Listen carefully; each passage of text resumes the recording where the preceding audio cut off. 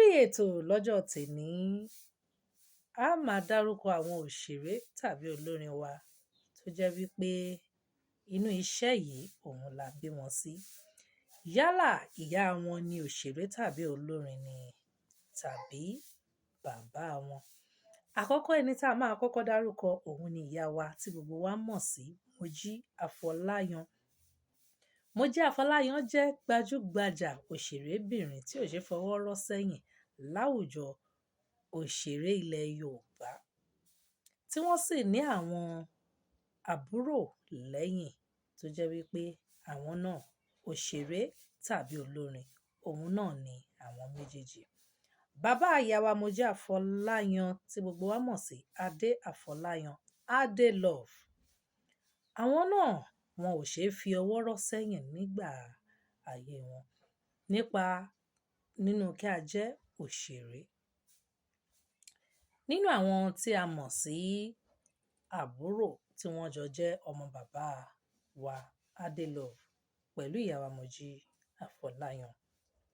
Lára wọn ni Gabriel Afọláyan, Aremu Afọláyan, Òkìkí Afọláyan àti bẹ́ẹ̀ bẹ́ẹ̀ lọ. Ẹni kejì tí a máa dárúkọ òun ni ìyá wa Mọ̀dínà Àṣàbí Bàrítidé, tí àwa kan ń pè ní Bàrí máa dé tẹ́lẹ̀, ṣùgbọ́n bá a ṣe ń sọ̀rọ̀ yìí, Bàrí ti wá padà dé. Ọmọ bàbá wa Síkírù Àyìndé Ọlọ́ládé Bàrúsàtì, òun ni ìyá wa Mọ̀dínà Àṣàbí Bàrítidé, tí àwọn náà sì ní àwọn àbúrò, àwọn ẹ̀gbọ́n tí àwọn náà jẹ́ olórin.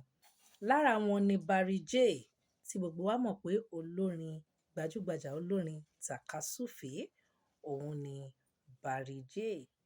Lára wọn ni gbajúgbajà olórin fújì tí gbogbo wa mọ̀ sí Bàrísókì.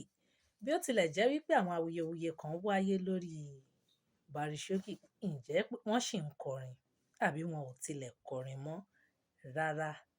Ṣùgbọ́n bónírèsé Bàrísókì bí wọ́n bá láwọn ò wá ní fín gbá mọ́, èyí tí wọ́n ti fín sílẹ̀, ìyẹn náà kò ní parun láéláé. Ẹlòmíì tí a máa dárúkọ òun ni bàbá wa Fẹ́mi Adébáyọ̀.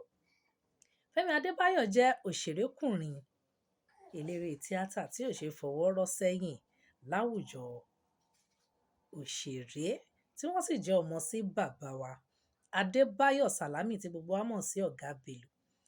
Fẹ́mi Adébáyọ̀ àwọn náà wá ní àwọn nìkan, àwọn náà ní àwọn ọmọ bàbá tí wọ́n jọ jẹ́ òṣèré. Lára wọn ni Tọ́pẹ́ Adébáyọ̀ àti Sodiq Adébáyọ̀.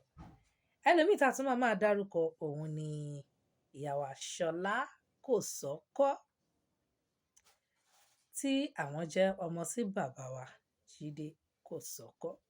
Bẹ́ẹ̀ àwọn náà ní àwọn àbúrò lẹ́yìn tí àwọn náà jẹ́ òṣèré.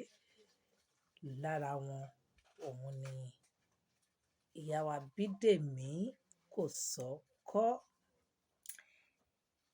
Lára àwọn tí a tún máa dárúkọ lọ́jọ́ tèní òun ni Priscilla Òjó, tí ó jẹ́ ọmọ bíbí inú Ìyábọ̀ Òjó.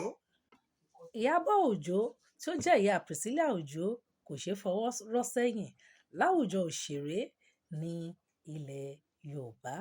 Èyí tí àwa fi kágbá ẹ̀ ńlẹ̀ lọ́jọ́ tèní òun ni Khalid Balógun.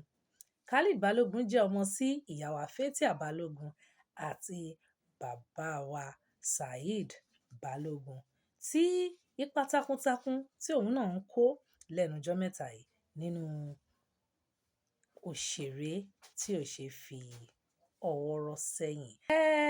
Orí àtẹ òṣèré àti olórin ilẹ̀ Yorùbá ẹni náà la ṣe wà. Orúkọ ti tèmi ò yí padà. Sùlé Àrídùnnú ọmọ Ọmọbóyèdé òun lorúkọ tèmi. Láṣẹ Ọlọ́run ọba Àláùrábí, ẹ̀yin la máa dé bá, àwa náà lẹ sì máa rí.